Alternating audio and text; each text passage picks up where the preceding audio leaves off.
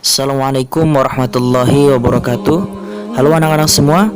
Hari ini kita akan belajar tema 4, subtema 3, pembelajaran keempat dengan muatan Bahasa Indonesia, IPS, dan juga PPKN. Sudah siap untuk belajar hari ini? Kalau sudah siap, ayo kita mulai belajarnya. Pulang sekolah, Lina menonton televisi. Lina melihat berita prosesi pernikahan adat Melayu yang menggunakan pantun. Lina terpana melihat serunya berbalas pantun dalam proses pernikahan tersebut. Nah, tradisi berbalas pantun biasanya dilakukan pada upacara adat pernikahan Melayu dan juga Betawi nih. Sebagian besar pantun digunakan adalah pantun tua, yaitu pantun yang berisi nasihat dan juga tentang ajaran moral. Indonesia memiliki beragam budaya. Pengenalan antar budaya daerah terjadi karena adanya interaksi antar warga dan masyarakat. Interaksi antar warga masyarakat terjadi dalam berbagai bidang seperti sosial dan juga ekonomi.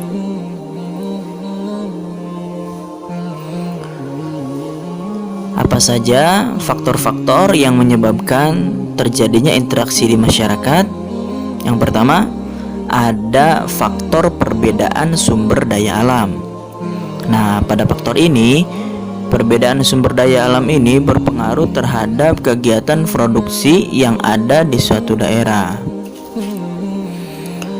Kemudian ada faktor perbedaan kondisi kependudukan atau faktor demografis. Kondisi kependudukan ini mempengaruhi ketimpangan pembangunan antar wilayah karena menentukan tingkat produktivitas kerja. Kemudian ada faktor mobilitas barang dan jasa.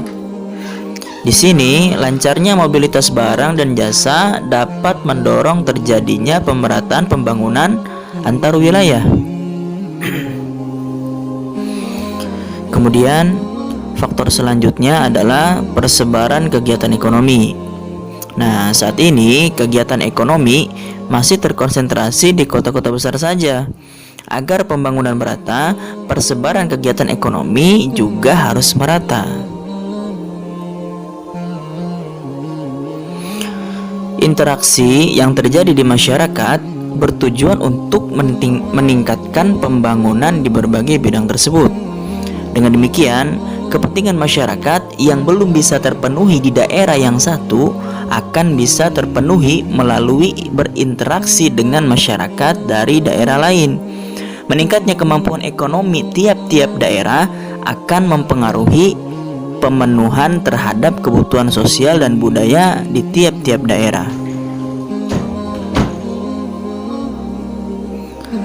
Nah, sekarang masih ingatkah kamu dengan hak, kewajiban, dan juga tanggung jawab?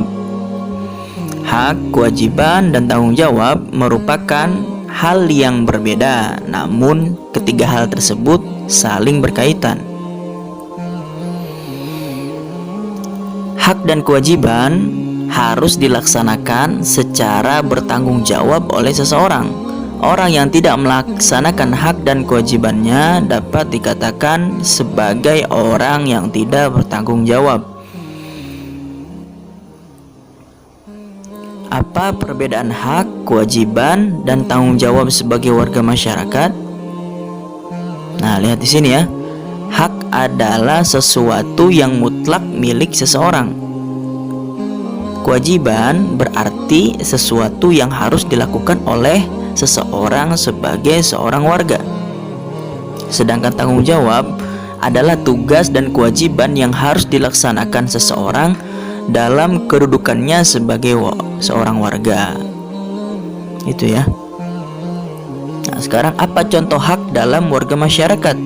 Yang pertama, mendapatkan perlindungan hukum, kemudian mendapatkan pekerjaan dan penghidupan yang layak, kemudian menikmati lingkungan yang bersih, hidup tenang dan damai, bebas memilih, memeluk dan menjalankan agamanya, serta mengembangkan kebudayaan daerah. Ini adalah contoh-contoh hak sebagai warga masyarakat. Sekarang, contoh kewajiban sebagai warga masyarakat, yaitu mematuhi aturan atau norma yang berlaku dalam masyarakat, kemudian menjaga ketertiban lingkungan bermasyarakat. Berikutnya ada mengikuti kegiatan yang ada di lingkungan, lalu menghormati tetangga di lingkungan tempat tinggal kita.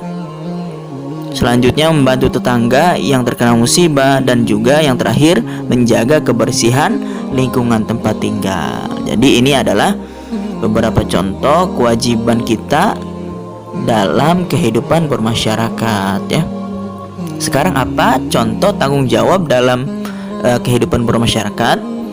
Nah, yang pertama, tanggung jawab untuk mengikuti pemilihan ketua RT atau RW. Kemudian menghargai hasil diskusi warga, lalu membuang sampah di tempat sampah, melaksanakan ronda malam, dan bertanggung jawab untuk mengikuti kerja bakti. Nah, ini semua adalah beberapa contoh hak dan kewajiban dan tanggung jawab sebagai warga masyarakat ya. Baik anak-anak, cukup sekian ya penjelasan dari Pak Guru kali ini. Semoga bermanfaat. Nah, nanti di akhir sesi ini ada tugas untuk kalian ya, silahkan dikerjakan. Sekali lagi semoga bermanfaat. Bapak Guru akhiri ya. Assalamualaikum warahmatullahi wabarakatuh.